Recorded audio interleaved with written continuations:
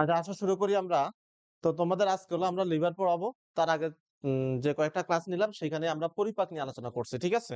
পরিপাক আমাদের শেষ বলতে কি পরিপাক ক্ষুদ্রান্তে কি হবে, পাকস্থলীতে কি হবে, মুখগহ্বরে কি হবে, এই ৩ টা ক্লাস আমরা নিয়ে নিছি, হ্যাঁ? আজকে আমরা হলো লিভার থেকে শুরু করব। পরীক্ষাতে খুবই কমন এই কোয়েশ্চেনটা আসবেই। পরীক্ষাতে বলবে যে শিক্ষক ক্লাসে হ্যাঁ, একটা অঙ্গ নিয়ে আলোচনা করলো যেটাতে যেটা যাকে বলা হয় রাসায়নিক গবেষণাগার বলা হয় বা ল্যাবরেটরি বলা হয়।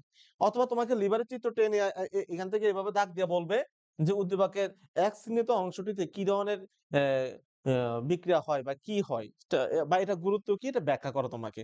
তাহলে লিভারটা মানে এটা ১০০ টা সিকিউর মধ্যে তোমার ৯০% ৯০ টা সিকিউতে লিভারটা থাকবেই। মানে এত বেশি ইম্পোর্টেন্ট। টেস্ট পেপারে তুমি যদি খুঁজে দেখো। এখন এই লিভারের মধ্য থেকে আমরা যদি আসি, ১ম এই তোমাকে যদি বলা হয় যে আমাদের দেহের সবচেয়ে বড় গ্রন্থি কোনটা? ঠিক আছে? সেটা হলো আমাদের এই যকৃৎ বা লিভার। আর তোমাকে যদি বলা হয় আমাদের দেহের সবচেয়ে বড় অঙ্গ কোনটি? সেটা হলো ত্বক বা স্কিন। সেটা হলো সবচেয়ে বড় অঙ্গ। আর গ্রন্থির কথা বললে, গ্ল্যান্ড এর কথা বললে লিভার বা যকৃৎ। আর যদি সবচেয়ে ছোট বলা হয়? হ্যাঁ? না, সবচেয়ে ছোট গ্রন্থি। সেটা হলো আমাদের পিটুইটারি গ্রন্থি। পিটুইটারি গ্রন্থি, হ্যাঁ? আচ্ছা। তো এখন আমরা এই লিভারটা যখন পড়বো তার আগে আমাদেরকে লিভারের এখান থেকে মূলত ৩ টা জিনিস। একটা হলো লিভারের অ্যানাটমি, ২ নাম্বার হলো লিভারের কি কাজ করতেছে, হ্যাঁ? লিভারের কাজটাকে আমরা ২ টা স্টাইলে বিভক্ত করি। একটা হলো বিপাকীয় কাজ, একটা হলো সঞ্চয়ী কাজ। তো আমরা শুরু করি। ১ম এ লিভারটা কোথায় আছে সেটা দিয়ে শুরু করি। লিভারটা আছে আমাদের দেহের উদরের মধ্যে আছে, ডান পাশে আছে। ঠিক আছে? এ হলো আমাদের বক্ষগহ্বর, এ হলো উদর। উদর আর বক্ষের মাঝখানে যে পৃথক করে যে দেওয়ালটা আছে তার নাম হলো ডায়াফ্রাম বা মধ্যচদা বলা হয়। এই ডায়াফ্রামটার নিচে ডান দিকে থাকে হলো আমাদের কি লিভার বা যকৃৎ থাকে। আর যেহেতু এই পাশে লিভারটা আছে এইজন্য আমাদের এই যে ডান যে ফুসফুসটা থাকে, লাংসটা থাকে এটা একটু উপরের দিকে থাকে। ঠিক আছে? কারণ এই জায়গায় আমাদের থাকতেছে কে? আমাদের যকৃৎ থাকতেছে। আচ্ছা। এই যকৃৎ বা লিভারের ৪ টা খন্ড আছে। তবে খন্ডগুলো অসম্পূর্ণ খন্ড। হ্যাঁ? এর মধ্যে একটা হলো ডান খন্ড, বাম খন্ড আর পিছনের দিকে ২ টা খন্ড আছে। একটা হলো কোয়াড্রেট, একটা হলো কর্ডেট খন্ড আরকি। ৪ টা অসম্পূর্ণ খন্ড নিয়ে গঠিত। সম্পূর্ণ না কারণ তুমি দেখতেই পারতেছো এখানে যে খন্ডগুলা কিন্তু আলাদা করে কোনোভাবে বিভক্ত না। একসাথে যুক্ত আছে। হ্যাঁ? আচ্ছা। তো আমরা এখানে যদি আসি তাহলে খেয়াল করো। তাহলে সবচেয়ে বড় গ্রন্থি বলা হচ্ছে। ২ নাম্বার ওজন কত? পুরুষদের ক্ষেত্রে ১.৪ থেকে ১.৮ আর তুমি যদি স্ত্রীদের আসো ১.২ থেকে ১.৪ এটা লাগবে। আর যারা সদ্য ভূমিষ্ঠ তাদের বাচ্চাদের ক্ষেত্রে থাকবে কত? ১৫০ গ্রামের মতো। কটা খন্ড নিয়ে গঠিত? ৪ টা। তবে খন্ডগুলো অসম্পূর্ণ। এই কথাটা মনে রাখতে হবে। এটা হলো মেডিকেল স্টাইলে কোয়েশ্চেন আসবে। নিচের কোনটি যকৃতীয় সম্পর্কে সঠিক? নয়। এভাবে আসতে পারে যে ৪ টি সম্পূর্ণ খন্ড নিয়ে গঠিত। তখন তুমি তো বলবে হ্যাঁ ৪ টা খন্ড আছেই। কিন্তু অসম্পূর্ণ জায়গায় লেখা আছে কি? সম্পূর্ণ খন্ড লেখা দিছে। বুঝছো? বাকি সবকিছু ঠিক আছে। এটা উদরে থাকবে ঠিক আছে। এটার বাহিরের দিকে গ্লিসান্স ক্যাপসুলের আবরণ থাকবে। কিসের আবরণ? গ্লিসন্স ক্যাপসুলের একটা আবরণ থাকবে। এটা মেডিকেল ভর্তি পরীক্ষায় তোমার ২০-২১ সালে আসছে। ঠিক আছে? যে ক্যাপসুল থাকবে গ্লিসন্স ক্যাপসুল লেখা আছে সামনেও। আচ্ছা। আমাদের এই যে ডান খন্ড এটা হলো সবচেয়ে বড় খন্ড। এই ডান খন্ডের নিচের দিকে থাকে আমাদের হলো গল ব্লাডার যেটাকে বলা হয় বা পিত্তথলিকে যেটাকে বলা হয় আরকি। হ্যাঁ? আমরা জানি পিত্তথলিতে যে পিত্তরস উৎপন্ন হয় যে পিত্তরসটা আসে সেটা আসে মূলত আমাদের লিভার থেকে। আমরা এই ক্লাসের আগের ক্লাস যেটা রেকর্ড আছে তোমরা দেখে নিবা। যারা দেখছো বুঝতেই পারছো যে পিত্তথলির ভিতরে যে পিত্তরসটা আসে সেটা আসলে আসে কোথা থেকে? লিভার থেকে। পিত্তথলিতে আইসা জমা থাকে। ঠিক আছে? তোমাকে যদি বলা হয় পিত্তরস সেটা কে তৈরি করে? লিভার তৈরি করে। জমা রাখে কোথায়? পিত্তথলিতে এসে জমা রাখতে পারে। হ্যাঁ? আচ্ছা। তো এখন এবার আসি আমরা ক্ষুদ্রান্তের পরিপাক যখন পড়ালাম সেখানে তোমাদেরকে দেখানো হয়েছিল যে ক্ষুদ্রান্তের এখানে আছে হলো কি ডিউডেনাম আছে। হ্যাঁ? ক্ষুদ্রান্তের ১ম অংশ ডিউডেনাম। তো আমাদের লিভারের মধ্য থেকে ডান যকৃত নালী এবং বাম যকৃত নালী যুক্ত হয়ে তৈরি করব অভিন্ন যকৃত নালী। হ্যাঁ? অভিন্ন যকৃত নালীর সাথে পিত্ত নালী এসে যুক্ত হয়ে তৈরি করব তোমার হলো কি? মনে করো এটা আর এদিকে এই যে এখানে তৈরি করলো অভিন্ন পিত্তনালী। এসে অগ্ন্যাশয়ের সাথে যুক্ত হয়ে অগ্ন্যাশয় নালী হয়ে এখানে এসে ঢুকবে। ভ্যাটার অফ এম্পোলা দিয়ে কি দিয়া? বা এম্পোলা অফ ভ্যাটার দিয়া। ডান যকৃত নালী, বাম যকৃত নালী যুক্ত হয়ে তৈরি করলো কি? অভিন্ন যকৃত নালী। অভিন্ন যকৃত নালীর সাথে পিত্তনালী যুক্ত হয়ে তৈরি করলো কি? অভিন্ন পিত্তনালী। এই অভিন্ন পিত্তনালীর সাথে অগ্ন্যাশয় নালী একসাথে হয়ে প্রবেশ করতেছে কোথায়? ডিউডেনামে। তাহলে ডিউওডেনামে যখন ঢুকলো এতে করে আমাদের সুবিধা হলো কি বলতো? ডিউওডেনামের ভিতরে আমরা এখন কি পাচ্ছি তাইলে? ক্ষুদ্রান্তে পরিপাক করতে কি জিনিস লাগে বলতো? মনে আছে কিনা তো দেখি তোমরা পড়ছো কিনা? আমরা যেমন পাকস্থলীতে যখন পরিপাক করছি আমাদের শুধু একটা জিনিসই ছিল। সেটা হলো গ্যাস্ট্রিক জুস ছিল বা আ গ্যাস্ট্রিক রস ছিল। কিন্তু আমরা যদি ক্ষুদ্রান্তে পরিপাক করতে যাই খাবার, ক্ষুদ্রান্তে পরিপাক করার জন্য কি জিনিস আছে বলো? আন্ত্রিক রস বলছো। হায়, হায়! ক্ষুদ্রান্তের মধ্যে গ্যাস্ট্রিক রস আসবে কোথায়? আর কি আছে? অগ্ন্যাশয় রস আছে। আর কি আছে? এই যে এখন পিত্ত রস ঢুকলো। তাহলে দেখো এই কথাটা খেয়াল করো। তোমরা মনে হয় অনেকেই ক্লাসগুলো দেখো নাই। হ্যাঁ? কেন দেখো না? আমি তো ক্লাস দিয়ে দিলাম। ৪ টা ক্লাস দিলাম তোমাদেরকে দেখার জন্য। তাহলে আজকে যাই দেখবা।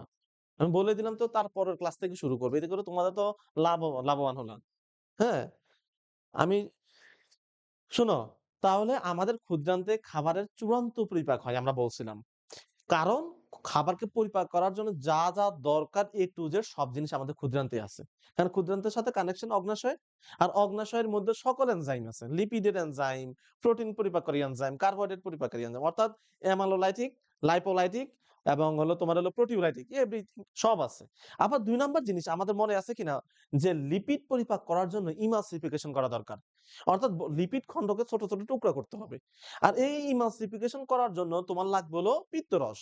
আর এই পিত্তরসটা তো এই যে পিত্তরসটা ঢুকলো, এদের লাইনটা এসে কোন দিক দিয়ে ঢুকলো? এখানে ঢুকলো, ডিউওডেনামে ঢুকলো। আমরা জানি আমাদের পাকস্থলীর মধ্যে আছে গ্যাস্ট্রিক লাইপেজ। কিন্তু কোন কাজ করতে পারতেছে না।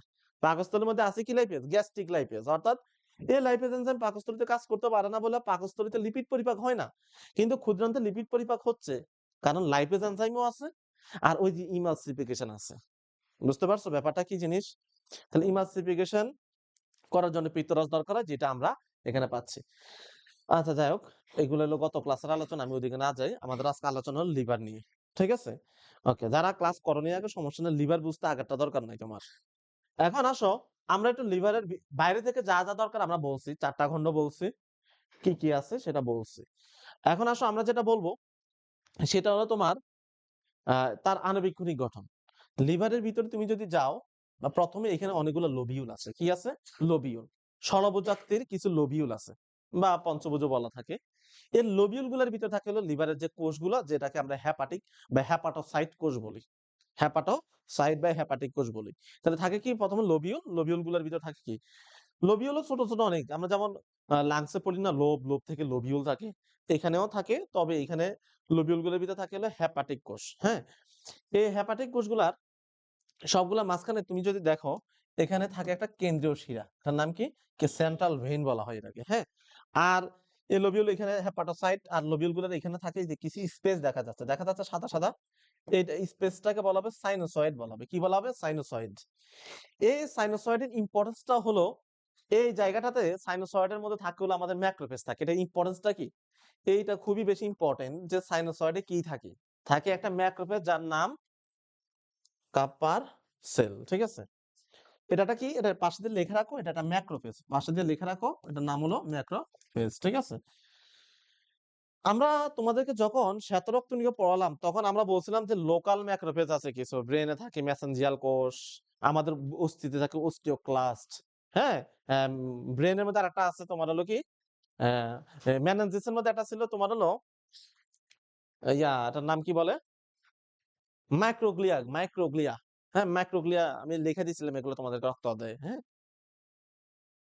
তো এ এই যে আমাদের ম্যাক্রোফেজ, এই ম্যাক্রোফেজের কাজ কি? আমরা একটু পরে বলতেছি। তোমাদের এখনই বলতেছি দাঁড়াও। তাহলে ম্যাক্রোফেজটাকে আগে কি সেটা বুঝতে পারছো তো? এই যে কাপ্পার সেলটা কি? বলো তো কি জিনিস এটা কি? এটা ম্যাক্রোফেজ। এটা একটা ম্যাক্রোফেজ তার নাম দিছি এটা আরকি। হ্যাঁ? তো আমাদের এই যে লিভারের ভিতরে জিনিসপাতি আসে কোত্থেকে একটু খেয়াল করি আমরা দেখো। তোমাদেরকে এইখান থেকে দেখাই। এটা হলো মনে করো আমাদের ক্ষুদ্রান্ত। এটা হলো আমাদের লিভার মনে করো সাপোজ। ঠিক আছে? তাহলে তুমি যদি দেখো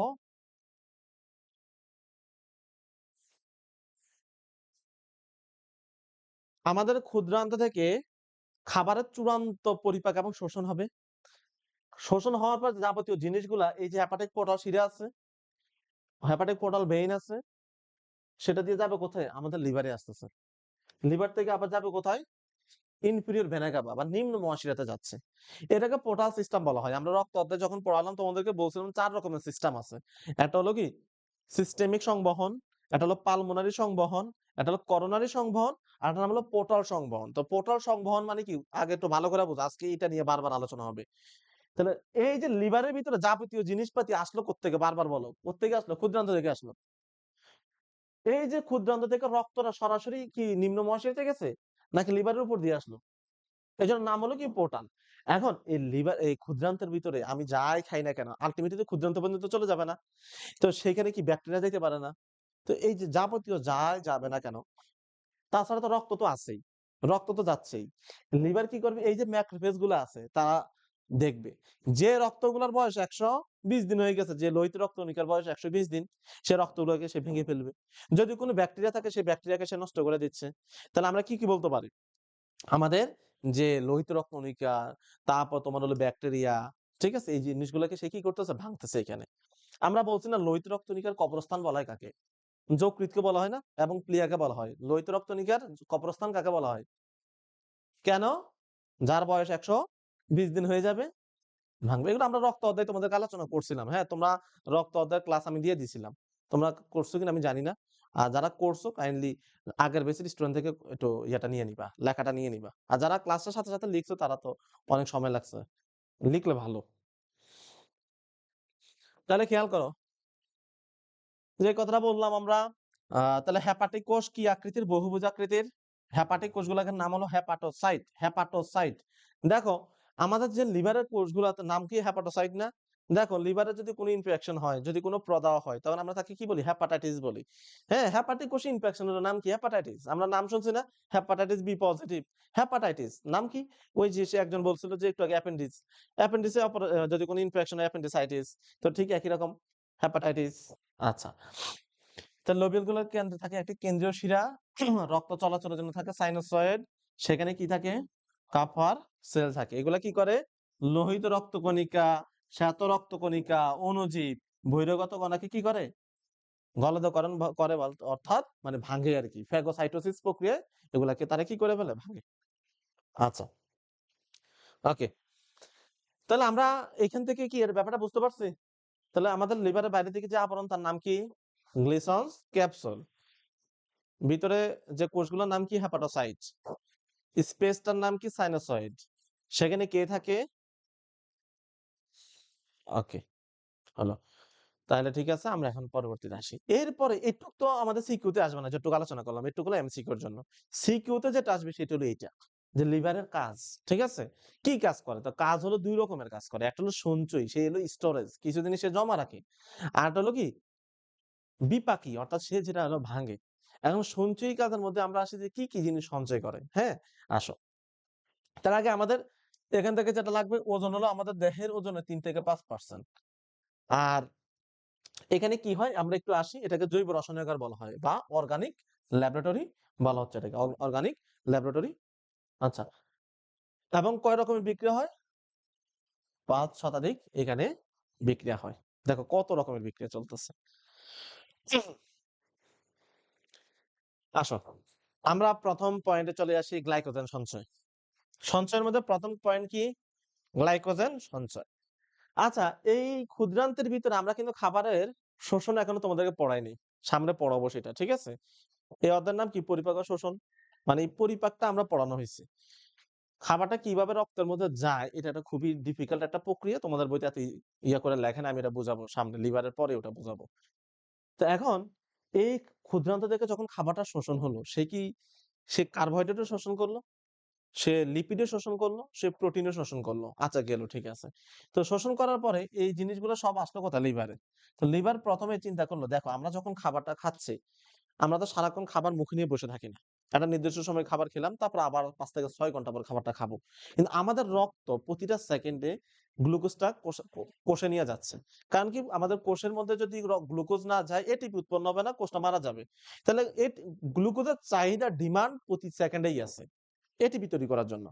তো এই যে এটিপি তৈরি করার জন্য গ্লুকোজটা যাবে, এখন তুমি তো সারাদিন গ্লুকোজ খাচ্ছ না। তার মানে যতক্ষণ খাইছো খাওয়ার পরে ওই যে গ্লুকোজটাকে রিজার্ভে রাখতে হবে। আমরা যখন খাবার খাচ্ছি তখন এই কন্ডিশনটাকে বলা হবে পোস্ট প্রান্ডিয়াল কন্ডিশন বলা হয়। লেখা নেই, তোমাদের বইতে দরকার নাই।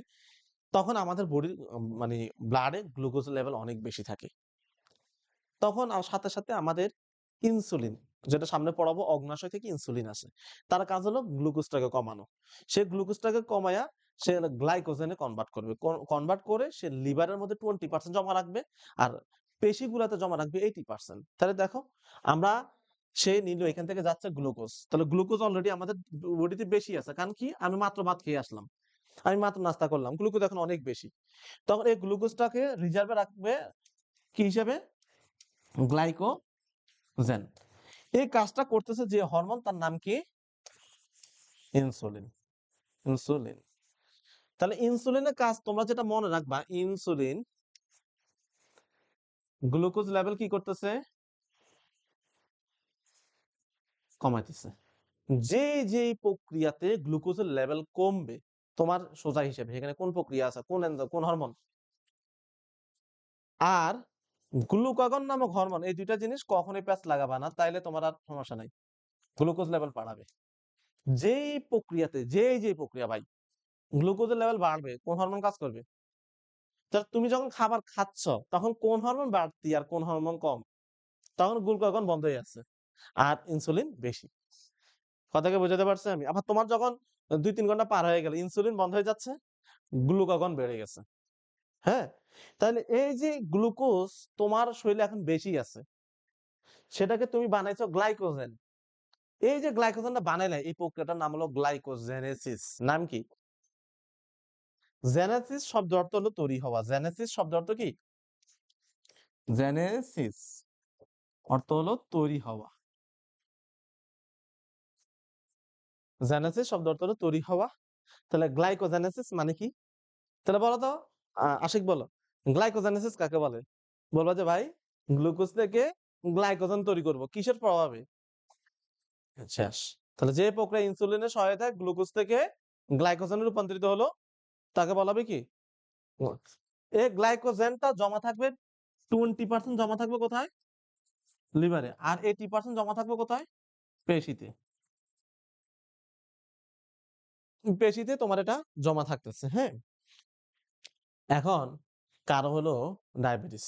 আমরা জানি তাদের ডায়াবেটিস মানে কি? তার হলো গ্লুকোজ লেভেল কম। হ্যাঁ, সরি, গ্লুকোজ লেভেল অনেক বেশি, তার হলো ইনসুলিনের অভাব। আমরা জানি রিলেটিভ অথবা কমপ্লিট ডেফিসিয়েন্সি। কারো যদি খুব কম পরিমাণ ক্ষরণ হয় ইনসুলিন, অথবা একবার ইনসুলিন বন্ধ হয়ে গেছে, তখন কি তার এই গ্লুকোজটাকে গ্লাইকোজেন বানাতে পারতেছে? সে খাইছে, সাথে, সাথে সব গ্লুকোজ তার রক্তের মধ্যে গ্লুকোজ লেভেল বেড়ে গেছে। কিন্তু আমরা তো খাইছি, গ্লুকোজ লেভেল কি বাড়তে পারতেছে আর? একটা নির্দিষ্ট যাওয়ার পরে গ্লুকোজটাকে আবার কমায় দিতেছে। কারণ তার তো ইনসুলিন নাই। এই গ্লুকোজটা তার রক্তের মধ্যে থাকবে এবং তার প্রস্রাবের সাথে গ্লুকোজটা বের হচ্ছে। হ্যাঁ? তো এতে করে কিছুক্ষণ পরে তার আল্টিমেট আবার গ্লুকোজের অভাব হয়ে যাবে। জমা রাখার সিস্টেমটা তার মধ্যে ডিস্টারবেন্স হয়ে গেল। হ্যাঁ? তখন আমরা কি দেই? তাকে ইনসুলিন দেই না? ইনসুলিন দেই। তাহলে ইনসুলিন দিলে, আচ্ছা, তাকে আমরা কি দিতে পারি বলো? একটু বুদ্ধি করে বলতে পারো। এই ডায়াবেটিস রোগীটাকে যদি আমরা বাঁচাইতে চাই, আমরা কি করতে পারি? আচ্ছা, একজন বলছে যে ভাই তাহলে গ্লুকাগন দিব। এমনি তার তো গ্লুকোজ বেশি, তার আমরা আবার গ্লুকাগন দিলে হবে? আচ্ছা, সোজা বাংলা হিসাব সবাই আমরা তোমরা সবাই একটু একটু সবাই বলতে পারো যে ভাই ইনসুলিন দিতে হবে। বাসা বাড়িতে যাদের ডায়াবেটিস আছে ইনসুলিন দেওয়া লাগে না অনেকের? আচ্ছা, আর কি করা যায় বলো? বুদ্ধি দেখি তোমাদের বুদ্ধি কম আছে। হ্যাঁ, বলো। আচ্ছা, সে ভালো কথা বলছে, গ্লুকোজ কম খাইতে হবে, চিনি কম খাবে। সুন্দর কথা বলছে। এই যে কথা একটা আর কি বলা যায়?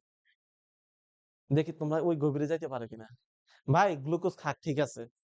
গ্লুকোজ খাক, সমস্যা নেই। তবে গ্লুকোজটা যাতে ক্ষুদ্রান্ত দিয়ে শোষণ না হতে পারে, এমন কোনো কিছু করা যায় কিনা? সেটা হইতে পারে না? তাহলে আমরা তো কি ১ম এ ইনসুলিন দেই? আমরা কি তাকে ওষুধ দেই না ১ম এ? আপনি প্রতিদিন খাবেন গ্লিপিজাইড, মেটফরমিন, হ্যাঁ? এই ওষুধের কাজ কি?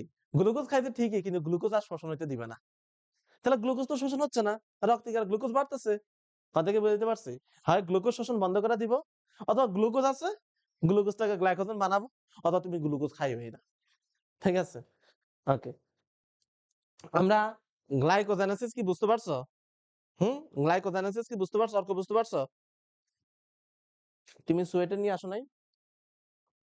কি বলো? এখানে তো ঠান্ডা লাগার কথা। আচ্ছা, যাই হোক। হ্যাঁ, আসো। তাহলে গ্লাইকোজেন সঞ্চয়ের কথা আমরা বুঝতে পারছি। কারো কি সমস্যা আছে গ্লাইকোজেন নিয়ে আর কোনো কথাতে? না। আচ্ছা ২ নাম্বার আছে রক্ত সঞ্চয়। আচ্ছা এই যে এখান থেকে আমাদের পোর্টাল সংবহনের মাধ্যমে যখন লিভারের উপর দিয়ে রক্ত যাবে কোথায়? রক্ত যাওয়ার উদ্দেশ্য তো এক জায়গায়। লিভারে যাইতে আরে কি বলে? হৃৎপিণ্ডে যাইতে হবে। যখন যাবে তখন আমাদের এই লিভার কি করবে? ১৫০০ ঘন সেন্টিমিটার পর্যন্ত সে তার মধ্যে জমা রাখতে পারবে। ঠিক আছে? সে এটা কি করতে পারবে? রিজার্ভে রাখতে পারবে। কতটুকু? ১৫০০ ঘন সেন্টিমিটার। হুম? কই গেল? সরি। ১৫০০ ঘন সেন্টিমিটার। হুম?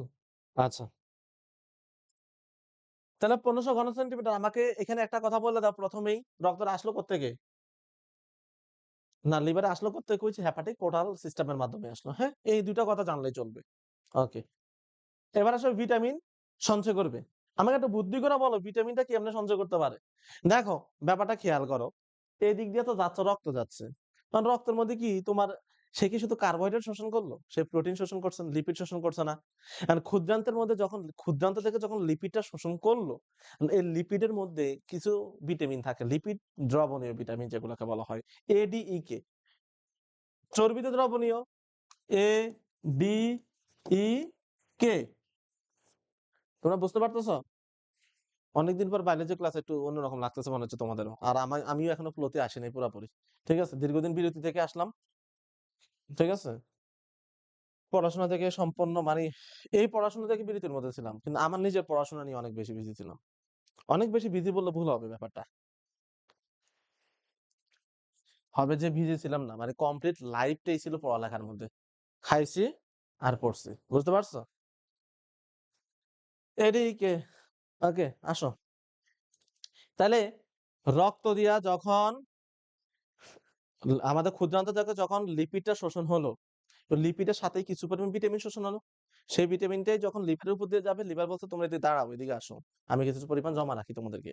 কারণ তোমাদেরকে এভাবে চলতে দিতে দেওয়া যায় না। কারণ আমার যেই লোকটা আছে সে সারাদিন ভিটামিন নাও খাইতে পারে। আর তোমারে দিয়ে দিলাম তুমি আবার সব বাইর করে দিলে বডি থেকে তাহলে হবে না। আমি কিছু পরিমাণ জমা রাখি।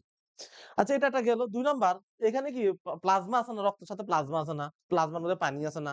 তো পানির মধ্যে না কিছু ভিটামিন দ্রবণীয় হয়। ভিটামিন B12 আছে, হ্যাঁ? ফলিক অ্যাসিড আছে, ভিটামিন সি আছে। তো পানিতে দ্রবণীয় যেগুলা সেগুলা শোষণ হবে। লিভার দিয়ে যাওয়ার সময় সেগুলোও জমা রাখলো। আবার যখন তোমার চর্বিগুলা শোষণ হলো, চর্বির সাথে যে ভিটামিন গুলো আছে সেগুলোও লিভারের মধ্যে জমা থাকবে। বুঝতে পারছো? এত প্যারা নেওয়ার দরকার নাই ভাই।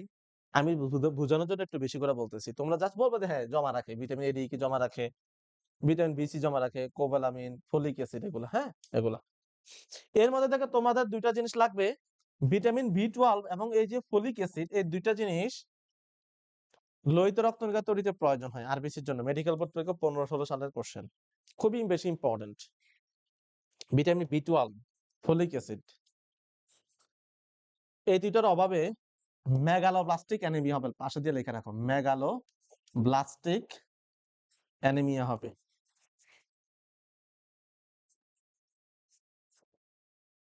ঠিক আছে? জাস্ট একটু পাশে দিয়ে লিখে রাখো মেগালোব্লাস্টিক অ্যানিমিয়া হয়। অ্যানিমিয়া মানে কি? রক্ত শূন্যতা বা রক্ত স্বল্পতা শুনছো না? তো রক্ত স্বল্পতার মধ্যে ৩ রকমের আছে। তার মধ্যে একটা হলো মেগালোব্লাস্টিক। জাস্ট একটু লিখে রাখো বাড়তি জানার জন্য। B12 এবং ফলিক অ্যাসিড। আরো একটু যদি তোমাদেরকে লেখা দেই, ভিটামিন B12 আর একটা হলো কি? Folic acid.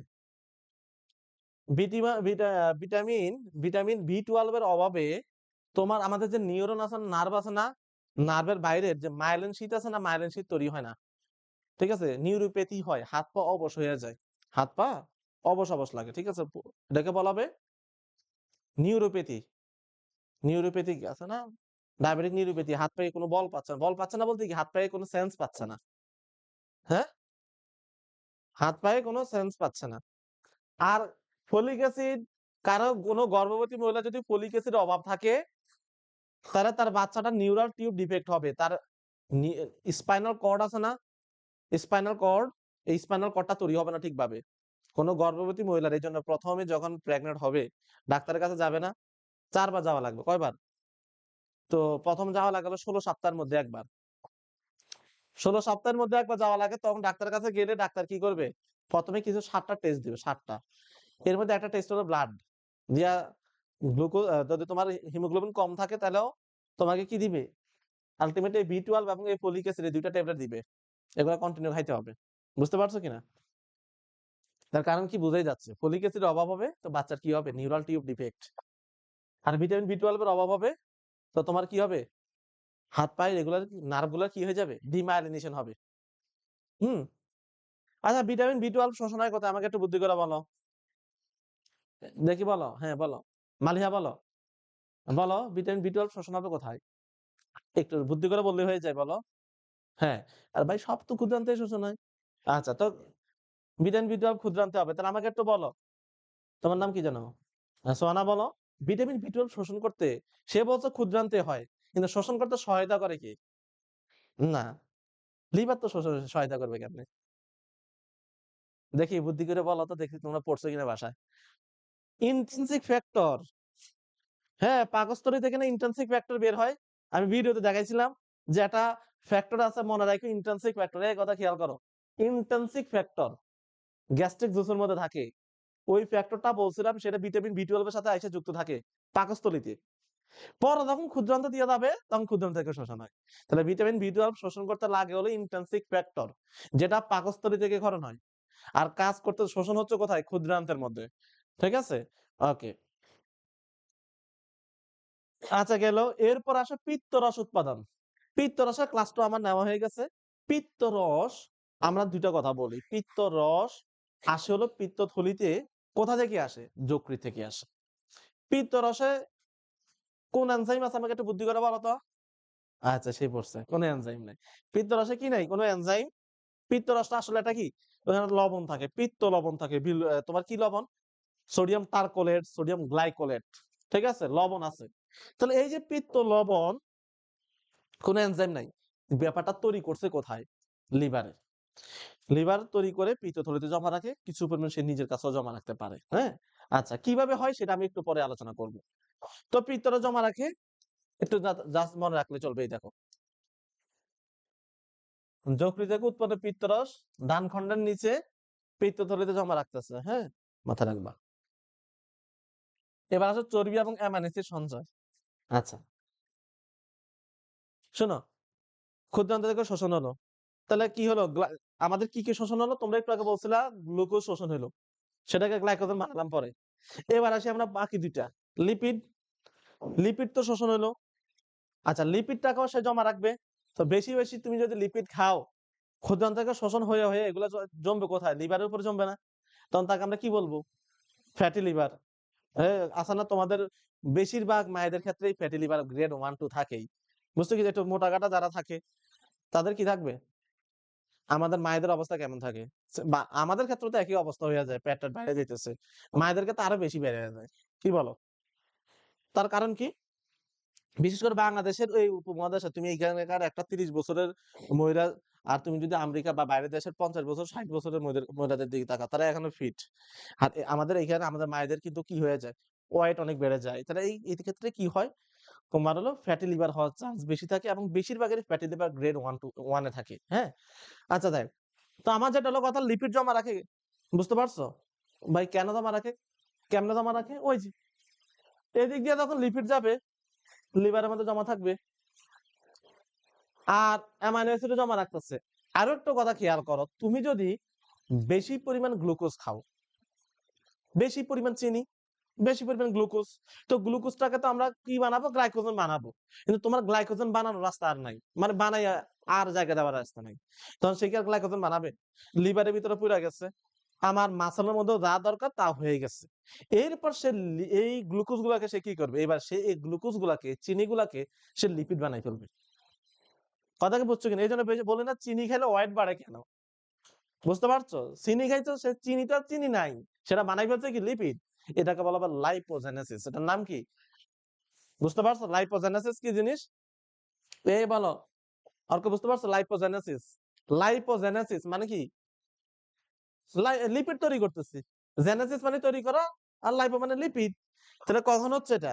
অতিরিক্ত চিনি খেলে। ঠিক আছে বুঝতে পারছো? আচ্ছা সেটা গেল আমাদের। তাছাড়া অ্যামাইনো অ্যাসিডও সঞ্চয় করে রাখে, অ্যামাইনো অ্যাসিড সঞ্চয় করে রাখে। এবং খুবই গুরুত্বপূর্ণ জিনিস, এটা একটু বলি, অ্যামাইনো অ্যাসিড সঞ্চয় করার সাথে ইম্পর্টেন্সটা কি দেখো, কারো যদি লিভার না কাজ করে তাহলে কি তার অ্যামাইনো অ্যাসিড, দেখ আমি আবারও বলি, ক্ষুদ্রান্ত থেকে যখন শোষণ হলো, গ্লুকোজও শোষণ হলো, লিপিডও শোষণ হলো, অ্যামাইনো অ্যাসিডও শোষণ হলো। লিপিডটাকে তো কি করলো বুঝলাম আমরা, এখন আসে অ্যামাইনো অ্যাসিড। এই অ্যামাইনো অ্যাসিডটা কি দিয়েই তো সে প্রোটিন বানাবে। এখন বাই চান্স কারোর লিভারের মধ্যে সমস্যা হয়েছে, লিভারে কি সমস্যা হতে পারে, কারোর লিভারে সিরোসিস হলো, কারোর লিভারের মধ্যে হ্যাপাটাইটিস হলো, আলটিমেটলি কারোর লিভারে কোনো একটা সমস্যা হলো, তাহলে কি সে আগের মতন এই অ্যামাইনো অ্যাসিড জমা রাখতে পারবে? সে, আচ্ছা এখন কারো যদি অ্যামাইনো অ্যাসিড জমা না রাখতে পারে তাহলে কি তার, তার কি প্রোটিন তৈরি হবে বেশি? তৈরি হবে? অ্যালবুমিন, গ্লোবিউলিন এগুলো কি তৈরি হবে? আচ্ছা তৈরি হবে না। এখন একটু খেয়াল করো, আমাদের কোষের মধ্যে, আমরা তোমাদেরকে যখন রক্ত দিয়ে আলোচনা করছিলাম তখন বলছিলাম দুইটা কম্পার্টমেন্ট আছে এটা কোষের। কয়টা কম্পার্টমেন্ট? একটা হলো অন্তঃকোষ, একটাকে বলা হবে বহিঃকোষ। মনে আছে কিনা? আইসিএফ, ইসিএফ 2 নাম্বার ক্লাসে এগুলো আলোচনা করছিলাম, রক্ত অধ্যায়ে। এগুলো বাইরের পড়াশোনা, কিন্তু বেসিক জিনিস। রক্ত অধ্যায়ের 1 নাম্বার ক্লাস নাকি 2 নাম্বার ক্লাস আলোচনা করছি এগুলা। অন্তঃকোষ এবং বহিঃকোষের মধ্যে আমাদের এখানে তুমি দেখো, আমাদের এখন সারা শরীরের মধ্যে কি আমার কি গালটাল বেশি ফুলা ফুলা লাগতেছে না নরমালি আছে? অনেক সময় দেখা যায় না পানি চলে আসে, বলে না পেটে পানি আসছে, হার্ট ফেল করছে, মুখে পানি চলে আসছে, পা ফুলে গেছে, তোমাদের অনেকে দাদি নানার দেখবা পা ফুলে গেছে, হয়েছে না? লিভারের সমস্যা হইতে পেট ফুলে গেছে, হয়েছে কিনা? মানে বলে না পানি চলে আসছে, কেন আসলো?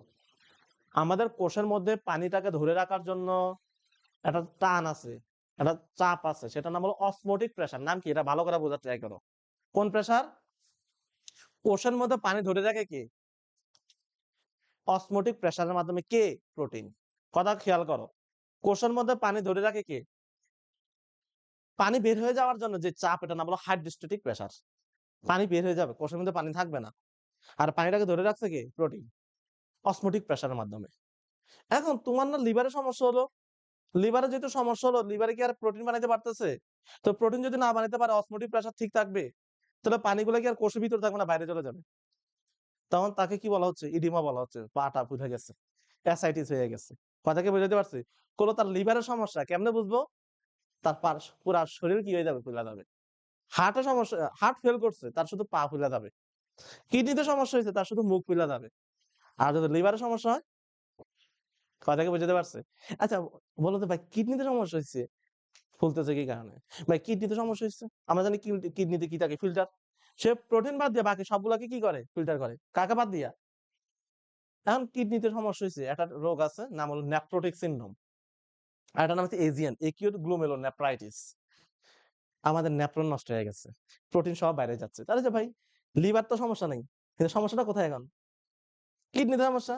কিডনি তো প্রোটিন সব বাইর করে দিচ্ছে, যখন সব প্রোটিন বের হয়ে যাচ্ছে, তাহলে কি অসমোটিক প্রেসারটা ঠিক রাখতেছে? তাহলে কিডনিতে কেন হচ্ছে? বুঝতে পারছো তো ব্যাপারটা? আমি এখন একটা ছবি দেখাই তোমাদেরকে। এই দেখো, এই বাচ্চাটার অবস্থা দেখো, মনে হচ্ছে তাকে মৌমাছি কামড়ায় কি করছে, হ্যাঁ? দেখছো? দেখো তো, এই রোগটা বাচ্চাদের হয় 5 থেকে 12 বছর বয়সের মধ্যে, নেফ্রোটিক সিনড্রোম বলা হচ্ছে। সমস্যাটা কোন জায়গায় তার? প্রোটিন সব বেড়ে যাচ্ছে, কিডনিতে সমস্যা হলো। দেখছো? তার এই দেখো, এই প্যাটার্ন, এটাকে বলা হয় অ্যাসাইটিস বলা হয়। কি বলা হয়? অ্যাসাইটিস। এই প্যাটার্নের মধ্যে সব পানি, এদিকে ছিদ্র করে পানি সব বাইর করতে হয় ব্যাগ লাগাইয়া। মেডিকেলে চাইলে দেখবা যে এরকম ছিদ্র করে রাখছে, ব্যাগ লাগায় রাখছে, ব্যাগের মধ্যে সব পানি আসতেছে। দেখছো কিনা তোমরা? অ্যাসাইটিস। এখানে দেখো পাটা সব ফুলে গেছে, এরকম মোটা হয়ে গেছে। তাইলে লিভারের ইম্পর্টেন্সটা কি বুঝতে পারছো এখানে? কতটুকু গুরুত্বপূর্ণ কাজ করতেছে লিভার নষ্ট। দেখছো, হেপাটাইটিস থেকে মারা গেছে, লিভার সিরোসিস হয়েছে। তো লিভার সিরোসিস হয়ে গেল, লিভারে কোনো ফাংশন না, ঠিক আছে, আলটিমেটলি সে মারাই যাবে। হুম। আচ্ছা আসো, এটার ক্ষেত্রে এটাতে কি হয়? এটাতে আর মারা যায় না বাচ্চাটা, আমরা এটাকে ট্রিটমেন্ট দেওয়া আছে। এটা একটা অটোইমিউন ডিসঅর্ডার। এটা কি ডিসঅর্ডার? Autoimmune disorder. কি ডিসঅর্ডার বলতো? এই সমস্যাটা আমার হলো না, তার হলো কেন? এটা সব বাচ্চাদের হবে এমন কোনো কথা না। অটোইমিউন অর্থাৎ তার যে দেহের যে প্রতিরক্ষা ব্যবস্থা আছে না, কথা বোঝার দেয়, এই বাচ্চাটার সমস্যা কোন জায়গায় দেখো। ভদ্র মানুষ, ভালো ছিল সে, তার দেহের রোগ প্রতিরোধ ক্ষমতা, যে অ্যান্টিবডি বানায় না, সে অ্যান্টিবডি নিজের ন্যাফ্রনকে চিনতে পারে নাই। নিজের ন্যাপটনকে যাইয়া নষ্ট করে দিছে। এটা বলে অটো অ্যান্টিবডি, নিজের বডির অ্যান্টিবডি নিজেদেরকে ধ্বংস করতেছে। এটা কি বলে? Auto antibody. বুঝছো কিনা? অটো অ্যান্টিবডিটা তৈরি হয়েছে কেমনে জানো? তার একটা রোগ হয়েছিল ছোট, মানে স্কেবিস। নাম কি? স্ক্যাবিস হয়। স্ক্যাবিস একটা স্কিনের সমস্যা। হ্যাঁ, স্ক্যাবিস হোমিনিস নামক একটা পরজীবী দ্বারা ওটা হয়। তো স্ক্যাবিস হোমিনিস আমাদের যে বডিতে যেই আক্রমণ করুক না কেন তাকে মারার জন্য অ্যান্টিবডি তৈরি হয়। তো স্ক্যাবিস হইছে, স্ক্যাবিসটা ভালো হয়ে গেছে কয়েকদিন পরে। কিন্তু তারা মারার জন্য অ্যান্টিবডি উৎপন্ন হইছে না। এই অ্যান্টিবডিটা উৎপন্ন হয়ে স্ক্যাবিসকে চিনতে পারে না। সে ক্রস ম্যাচিং করে। সে যায় ন্যাপটনকে ভুলবশত যাইয়া কি করে? কথা কি বুঝতে পারছো? বাচ্চার হইছে হলো তোমার হলো ফ্যারেঞ্জাইটিস। মানে আমাদের ফ্যারিংস আছে না? গলাবিলের ওইখানে। ল্যারিংস, ফ্যারিংস, ওইখানে একটা তোমার ইনফেকশন হইছে। ওটা থেকে অ্যান্টিবডি তৈরি হলো। ওই অ্যান্টিবডি যাইয়া তোমার কি করলো? হার্টের মধ্যে যাইয়া হার্টের যে বাল্ব আছে, বাল্ব নষ্ট করে দিল। বাচ্চার কি হইলো? বাল্বে ফুটো হইয়া গেছে। কেমনে ফুটো হইছে এবার বুঝছো কিনা? এটা হলো জন্মগত, আর এটা হলো কিভাবে হইছে বুঝছো? বাল্বগুলোর হার্ট ডিজিজ। হার্টের মধ্যে ছিদ্র হয়ে গেছে। মানে হার্টের যে বাল্ব আছে না? ওই যে বাইকাসপিড, কপাটিকা, ট্রাইকাসপিড, এই অ্যান্টিবডি তো শুধু এখানে বসে আছে না। সে চলে গেছে আমার জয়েন্টের মধ্যে। কোথায় চলে গেছে? জয়েন্টের সাইনোভিয়াল জয়েন্ট আছে না? জয়েন্ট নষ্ট করে দিছে। রিউমাটয়েড আর্থ্রাইটিস, তার বাত জ্বর হয়েছে, কি হইলো? বুঝছো কিনা এবার বাত জ্বর কেমনে হয়? রিউমাটিক ফিভারের নাম শুনছো কিনা? বাত জ্বর। তাহলে বাত জ্বর হয় কেমনে? এই যে গ্রুপ বি স্ট্রেপ্টোকক্কাস নামক একটা ব্যাকটেরিয়া আছে, সেগুলোর মাধ্যমে ক্রস, মানে অ্যান্টিবডি যদি আমার বডিকে না চিনতে পারে, ক্রস রিঅ্যাকশন করে তখন হয়। কথাটা আমি কি বুঝাইতে পারছি? তার হইছে ফ্যারেঞ্জাইটিস, ভালো হয়ে গেছে। ওই যে অ্যান্টিবডিটা সেটা যায় হার্টে করে দিতেছে, ভালভুলার ডিজিজ, জয়েন্টে করে দিতেছে। হ্যাঁ, আচ্ছা, এটা এটা তো কিডনি সমস্যা। এটা এই রোগটার নাম হলো কিডনির জন্য।